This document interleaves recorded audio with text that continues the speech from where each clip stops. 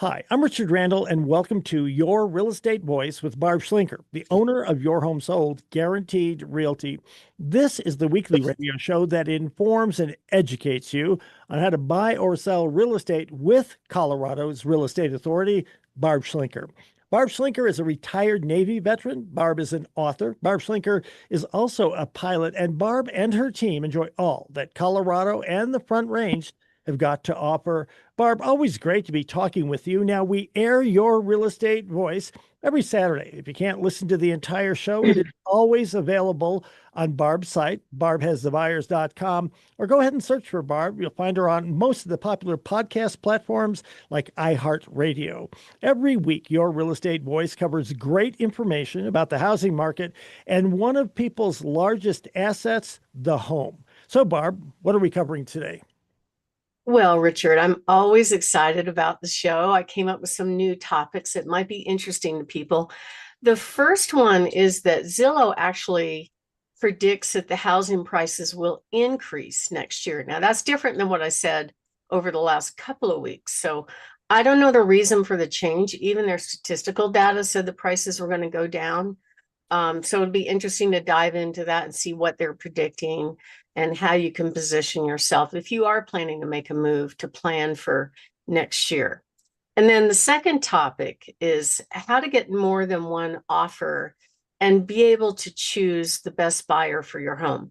So a lot of people assume, Richard, that if you price a home at X and you get an offer at X, you have to accept X, but that's just not true.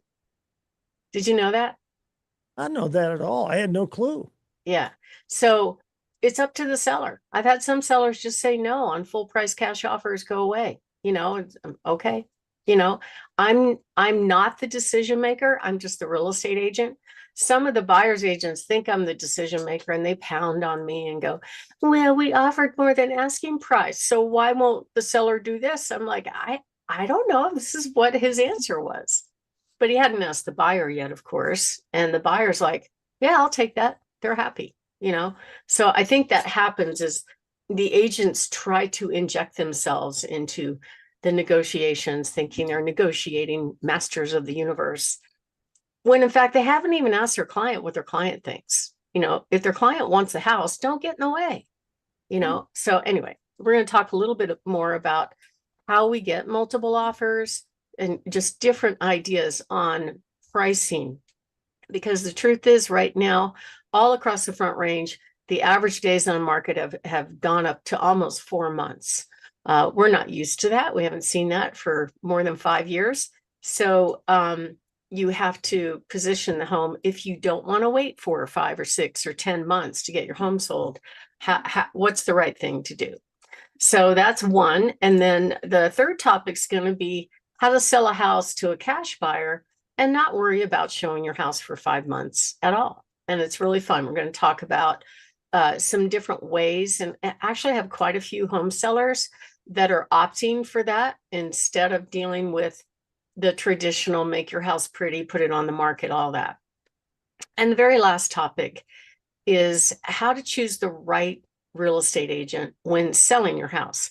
Now, a lot of people will initially start with getting referrals. Hey, do you know anybody that's good at this, right? Or they will go back to the person that they used before. And some will not. Some will tell me, nope, not going back to that agent for whatever reason, right? So the thing is that most home sellers don't really know the right questions to ask. So we're going to talk about ways to choose the right agent. We have some great tools for you on our website where you can download the right questions to ask when you're interviewing agents. And as always, the last part of section 4, we talk about our hot new listings. Richard. So, Barb, with the real estate market cooling off a little bit, many people are saying that the buyers have got the advantage in a market like this one, but you're getting mixed signals from so-called experts. What are those experts saying about where the housing market is going in 2026? Well, I mean, I don't just work with sellers. I work with buyers too. And it's good to get that perspective. I probably work with more sellers than buyers, but it's really good to look at it through their eyes and their opinions and look around at what's out there on the market. And it, buyers have a lot more choices right now. There's hundreds and thousands of homes on the market to choose from. And most buyers are looking for the best home they can get in their budget in an area they want to be in. And then there's all kinds of other criteria. You kind of never know what a buyer is going to say or opt for when it's time to make an offer. I was out with one buyer last week, and the big surprise for me, the house that they picked was a surprise, but it's something, it was a fixer upper. It was something that they like to do. So he didn't say that up front, but you know, he got to see everything from new construction to nice condition resale homes, fixer uppers and everything. And that's the one that was the one that caught his eye. The problem was it wasn't priced right. It was priced like it was remodeled, and it was bad. I mean, it literally had brazen hussy red shag carpet in one room and green carpet in the other room, all kinds of stains on the hardwood flooring indicating pet damage. It's basically a 60s time warp with no updating. So doesn't matter. It's what the buyer wants at the end of the day. And it's my job to help them get what they want. The problem is we're at an impasse on pricing. So the listing agent automatically assumed, oh, at this price, there's going to be a bidding war. And we've pulled comps and we've had an appraisal done. And I'm like, not the comps that I pulled. So apparently we're not on the same page on price. The buyer's still not willing to pay full price for a home that needs 40,000 in rehab. So we'll see what happens. We'll just kind of let it kind of percolate for a while and see if that works out. But here's the dilemma. The housing demand has dropped substantially in the last 3 years. The reason for that, of course, is interest rates and affordability. If the payment's higher, they can't make the payment, they're not going to buy a house. If you bought a home in between any time really between 2018 and 2022, generally you're getting really good interest rates, 3, 4, even 2.5%. And so it was cheaper to buy a home than it was to rent at that time. Now that script has flipped. It's cheaper to rent a home than it is to buy. 1 out of 6 homes right now, though, are still sold with a bidding war over asking price. So when I was out showing, it was kind of shocking to me to see what I call a lot of dogs on the market. And no offense to dogs, I love dogs, but homes that didn't attract the buyer for one reason or another. Homes that needed work, homes that the seller and or the agent chose to shut off the utilities. Okay, so it's just a subliminal thing. If you go in a house where you can't turn the light switch on, right? In my mind, I'm thinking, well, on these cold nights, what if the pipes freeze, right? So it tells the buyer the home is not being taken care of. I went into another home where we were unable to open the glass sliding door. We tried and tried. I don't know what the heck is going on. Plus, there were signs of mold and water damage in the basement. And I gave the agent that very constructive feedback to go, this is what the buyers saw, and they felt like it was overpriced for its condition. And even brand new homes have their issues. So what I see the builder doing now with new construction is they'll go, oh, come on in and you have 35,000 or whatever it is in incentives, and we'll pay your closing cost and we'll pay your agent and all that stuff. But they raise the price to offset the difference. So in other words, they're assuming you're going to use the closing cost to buy down the interest rate, right? And then your payment is affordable. But they raise the price to offset it. So it's kind of a dilemma in my mind, because it's not really a better deal. And keep in mind, there's a lot of hidden costs that are not obvious. It'll show property taxes based on the unimproved home, the home without the house, right? However, next year, when the tax man comes around and gives an opinion of value, it's going to be a lot more money. So that was a factor in the buyer that I looked at.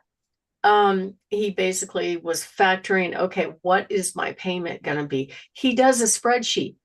Most people actually are really focused in on the detail. They want to find the best home in their price range, but payment is a huge factor. So all these things people think about. Not every buyer buys on pure emotion. There is some love to the process and emotion to the process, but not necessarily when it comes to what can I afford, what am I comfortable with. And then rates are kind of more the same. I mean, it dropped a tiny, tiny bit after the Fed cut, not much. Conventional 6.25, 30-year VA, maybe 5.89, I think that says. So it's not really, according to Zillow, they think the rates won't change much next year. I feel differently. I think our president is going to try to make housing more affordable. He probably doesn't have control over the Fed until after May, and I think we'll see some changes. So, we've been looking at a lot of the data, and basically what Zillow says is they think the prices are going to stay the same. They also think that, the actual buying, selling decisions, this was a big surprise to me. When I did my research this morning, a lot of people will tell me, what do you think your home is worth? They'll go up on Zillow and Zillow will give them a number, right? But they don't know that Zillow is basing that off of similar available homes, not the sold ones, right? The sold ones is where the rubber meets the road. That's what a buyer's willing to pay. They're looking at the asking price and going, oh, your house is worth that much, which is not true. We have an increase in foreclosures. We have an increase of inventory. And so I think we're going to see some changes going forward. Hopefully they're good, positive changes. My name is Barb Schlinker. I'm the broker owner of Your Home Sold Guaranteed Realty and the host of this show. And we're talking about Zillow housing predictions and how accurate they are. And when we come back, we're going to cover Zillow's actual predictions and how you should be prepared in this market. Richard? So, Barb, we're discussing Zillow and their predictions for the housing market next year. What are their predictions, and how should the listeners prepare for those? Well, Richard, you definitely want to work with an agent that knows how to create demand. Very few homes, maybe 1 out of 6, are getting bidding wars. Gone are the days that every home will sell. The consumers assume that if I put my house on the market, it's going to sell. It's not always the case. It involves preparation, pricing it right, and making sure you hire somebody that knows how to create demand for your home. So that's typically a pricing function. It's not condition. So that I've handled hundreds of homes from different various banks and government entities, and every single one of those homes sold regardless of condition, because they knew ultimately how to price to get it sold. So that's one thing that a home seller has to take into consideration when they decide that, and just make sure the home is positioned so that they attract the right buyer for that home. Zillow is predicting the prices are going to go up next year, which is the first time I've heard that. And they think affordability is going to gradually get better and mortgages are going to be more of the same. So we're going to see a modest price increase. Now, I know I've been predicting from the other company that gives statistics that the prices are going to drop. So we don't know what's going to happen in our future.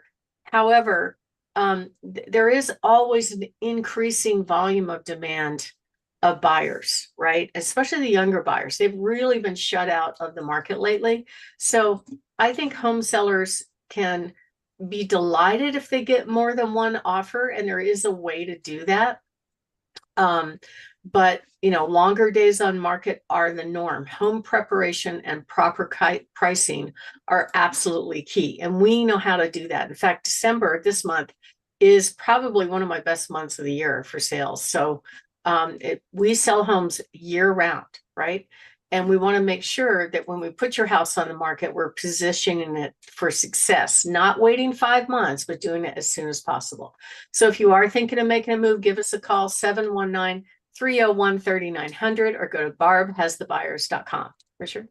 You're listening to Your Real Estate Voice with Barb Schlinker of Your Home Sold Guaranteed Realty. If you're thinking of making a move, call Barb 719-301-3900 or visit barbhasthebuyers.com. We'll take a short break. When we come back, we'll be discussing how to get more than one offer and be able to choose the best buyer for your home. Stay tuned for that.